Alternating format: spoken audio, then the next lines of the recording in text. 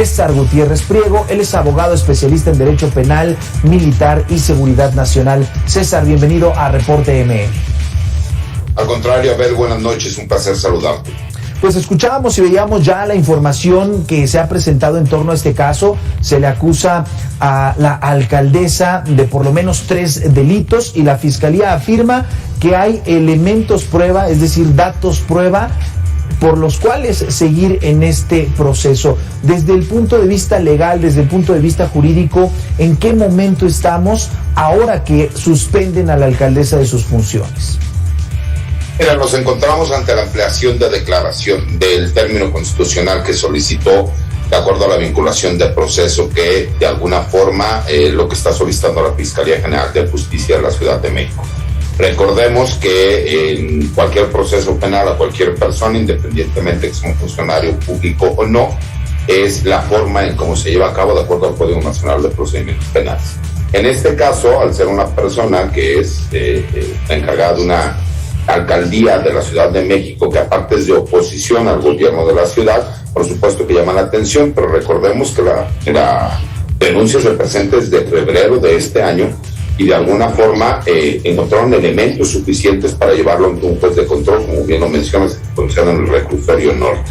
El juez de control, al escuchar la imputación que se realiza, por supuesto que se da cuenta que sí existen elementos para que se lleve a cabo esa imputación, y la defensa de la alcaldesa solicita la duplicidad del término. Veremos en estos días si, de acuerdo a lo mismo que declara la alcaldesa, ella considera que tiene los elementos suficientes para demostrar que los delitos no se llevan a cabo, y posteriormente veremos si el juez ordena la vinculación a proceso o no.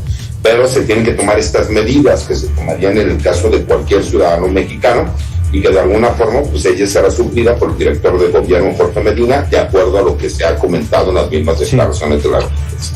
Claro. César, llama mucho la atención el que estando en funciones como alcaldesa venga todo este proceso.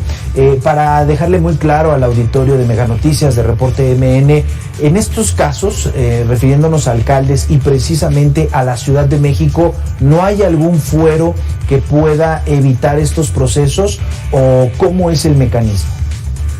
Lo que pasa es que hay que recordar que también el fuero tiene que ver con la cuestión del trabajo que realizan, y la Constitución de la Ciudad de México no contempla el fuero para los alcaldes.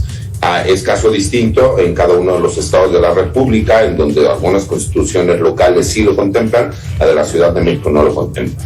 Pero aparte, aquí estamos hablando de un delito que se le imputa a ella, que no tiene que ver con las funciones propias de su cargo, sino que fue más un exceso de acuerdo a lo que está imputando la Fiscalía, y que será un juez de control de la misma Ciudad de México quien determinará en estos días, después de escuchar los datos de prueba que ofrezca la defensa, porque recordamos que ella está siendo procesada con otros 3 funcionarios públicos de la misma alcaldía. Claro. Llamó también mucho la atención hoy que de entrada se hablara que prácticamente la Fiscalía General de Justicia de la Ciudad de México se retractaba de imputarla por el delito de privación ilegal de la libertad, que fue sonado precisamente en febrero cuando se presentó y se reveló esta denuncia. Después la Fiscalía dice, no nos retractamos, realmente no se imputó. ¿Ante qué estamos? Evidentemente no está imputada por ese delito. No, porque hay que recordar algo. Incluso para poder demostrar el delito, ella menciona que tiene un video en donde puede demostrar que realmente no estuvieron privados de su libertad como tal. Podría darse otro supuesto que maneja el Código Penal de la Ciudad de México, que es la privación personal de la libertad, pero al ser ella funcionaria pública no se daría como tal, sino que es entre particulares. Al darse cuenta la Fiscalía que podría ser complicado el demostrar esto ante un juez de control, optaron por no presentar como tal dentro de la imputación que realiza el agente del Ministerio Público. Aún así, considero que sí existen elementos de acuerdo a los otros 3 delitos que están imputando, y que veremos cómo se va a resolver de acuerdo al Poder Judicial de la Ciudad de México. Lo que sí queda claro es que sí hay una denuncia. Esta denuncia fue realizada por los elementos de la Policía Auxiliar de la Secretaría de Protección Ciudadana de la ciudad, y que veremos los elementos de prueba, de descargo que ella puede ofrecer en estos datos y medios de prueba, para ver qué es lo que determina este juez de control. Platicamos esta noche con el abogado especialista en Derecho Penal César Gutiérrez Priego. Finalmente, al inicio de esta conversación platicabas de que son normales estas medidas cautelares. La fecha clave sería entonces el próximo jueves y saber si se abre la posibilidad de que la Fiscalía y posteriormente el juez conceda ante petición, pues que estas medidas cautelares sean aún más severas. ¿Es una posibilidad o solamente se quedarían en estas? Solamente se quedarían en estas porque incluso las medidas cautelares ya fueron solicitadas. Tendría que haber una justificación para que hubiera un cambio. Por la experiencia que yo tengo en los procesos penales, te puedo decir que el juez no cambiaría a menos de que existiera alguna situación contraria a lo que ha pasado en estos días, lo cual lo hiciera cambiar en cuanto a la petición que ya formuló el mismo agente del Ministerio Público. Y para ser muy honesto, Abel, no veo yo por ahí mala fe en el sentido de que hubieran podido solicitar una presión preventiva justificada, porque simple y sencillamente no existen los elementos como para que se pudiera dar. Y finalmente, si se mantiene esta medida cautelar de suspensión de sus funciones, bueno, pues seguiría a cargo precisamente el encargado de despacho durante lo que se mantenga el proceso, o podría venir pues un cambio importante en la alcaldía.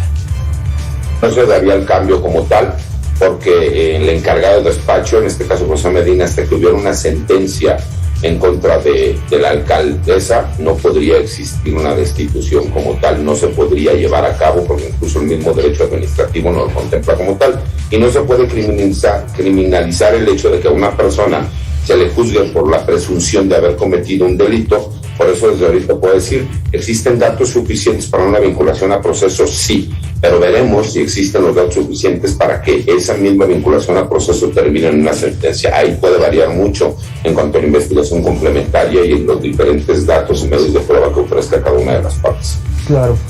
Finalmente, César, este proceso, con base en tu experiencia, podría llevarse alrededor de 3 meses, un poco más, dado que ahora en este sistema penal acusatorio, bueno, pues lo que se busca es saldar o solucionar o llegar lo más pronto posible a la impartición de justicia. Sí, pero fíjate, por el tipo de investigación que estamos hablando, de investigación complementaria, serán unos 2 meses. De ahí nos iremos a una audiencia intermedia. También tenemos que recordar que se encuentra saturado el Tribunal Superior de Justicia de la Ciudad de México. Tal vez estaremos viendo la resolución de este caso en aproximadamente 5 a 6 meses. No es que por ahí se interponen amparos, como lo más seguro realizará la defensa de la alcaldesa, en donde se pudiera considerar alguna suspensión y que posiblemente pudiéramos regresar a lo que estamos viendo ahorita, que es la vinculación de proceso.